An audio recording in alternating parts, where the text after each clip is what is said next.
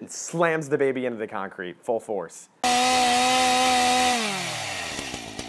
Brandon Smith here with Ghouls, Guts, and Gore, here to do a Saw It review of a movie called Circus of the Dead. I was fortunate enough to be at Texas Frightmare Weekend in Dallas, and they had some celebrities like Doug Bradley, got to meet him. I had some good horror panels as well as some screenings, including this movie which was making its premiere at Texas Frightmare Weekend. So not many people have seen Circus of the Dead yet, so I'm happy to be able to tell you a little bit about it. Circus of the Dead is the first feature-length film by writer-director Billy Pon, and it's got a great setting at a circus, which is what American Horror Story is doing next season. There's just something creepy about that. But this movie is not about a freak show or anything. It's focused on clowns. So if you're terrified of clowns in any way, this movie will probably make that fear worse because it's one of the most messed up clown movies I can remember seeing.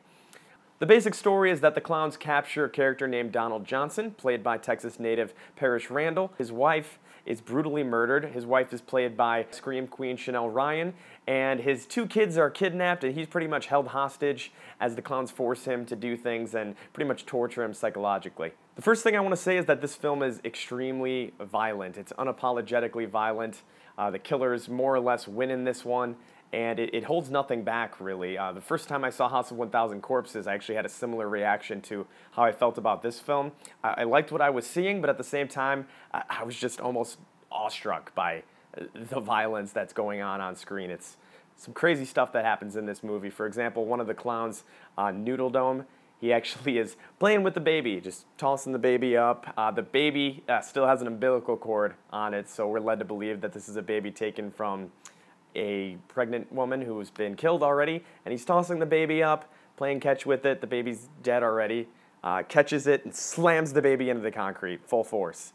So that's the kind of people we're dealing with here. The posse of clowns just more or less take joy out of the murder, rape, suffering of others in a really sadistic way. The group is led by a clown who calls himself Popcorn, and he's played by Bill Oberst Jr. He's the manipulator. He's the one who sets the events in motion, the leader of the groups per se.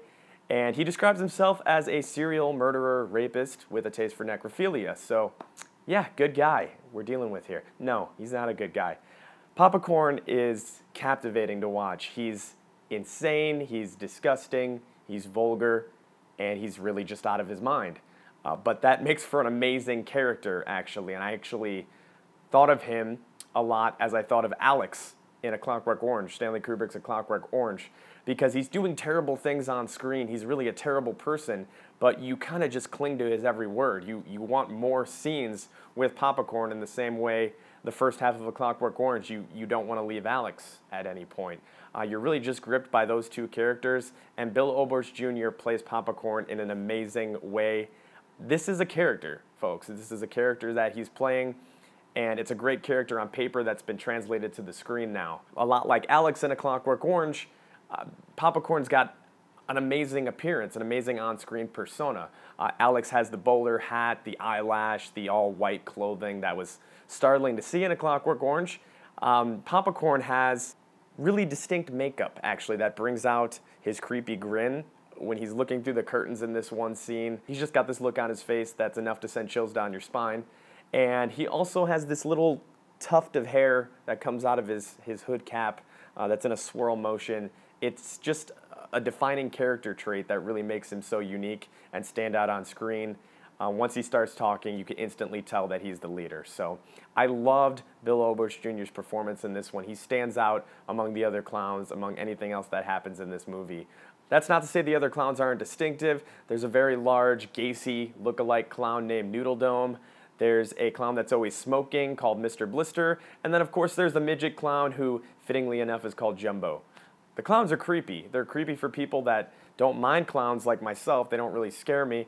For people that are afraid of clowns to watch this movie, I can't even imagine what they'd be going through because they're terrifying. Parrish Randall's Donald gets put through the ringer on this one. He does some good emotional acting. The second half of the film, he's more or less just screaming with his mouth taped, but he does a convincing performance as a guy you could relate to if you were thrown into this situation, how terrified and frustrated you'd be with what you're dealing with. So nice performance there. Some good stuff from Chanel Ryan as well. Technically speaking, the film has a gritty, grindhouse, almost 70s feel to it, which I did dig. Going into the title credits, those even had a really 70s splatter look to them. Some of the acting moments were a little bit weak at a couple parts, just from some of the side supporting characters in the diner or the police officers, or some of the struggles I thought when people were being captured by the clowns seemed a little effortless. Other than that, the film's actually shot pretty simply. There's a lot of medium shots and long shots, not too much crazy camera movement. We get a lot of medium shots with the clowns, particularly Noodle Dome.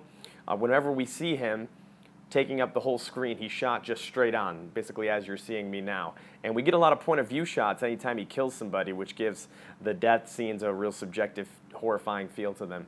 In the end, none of that nitpicky stuff really matters because the on-screen personas of the clowns are exactly what I wanted when I saw the trailer for this movie. They're larger than life, and they really steal the show, particularly Papa Corn. Bill Oberst Jr. puts on such an amazing character performance. He has some great dialogue in this. There's tons of quotable lines of his, and his delivery, his execution, his mannerisms all really bring that character to life in an amazing way. The violence in this movie might be too much for some people. I do want to stress that it is a very violent film, but it's a well-executed violent film because a lot of times some of the things that happen aren't shown. The camera might tilt away or fade to black. There's actually only one scene with nudity as well, although there is quite a bit of rape in the movie. Other than that, though, it's the implied action that's happening that makes the film horrifying and makes those scenes with Papa Corn or the other clowns where they're terrorizing people really horrifying. So if you want to see the clowns, Circus of the Dead is actually an indie horror film worth checking out. If this is the first time you're checking out Ghouls, Guts, and Gore, thank you for watching our review on Circus of the Dead. When this one gets a wider release, I definitely recommend this movie. Please check out our other videos. We've got a couple of other movie reviews as well, trying to keep up with those. We're going to have some short films coming out this summer and lots of other content throughout the year. So subscribe to Ghouls, Guts, and Gore on YouTube. Follow us on Facebook, Twitter, and Instagram. Thanks.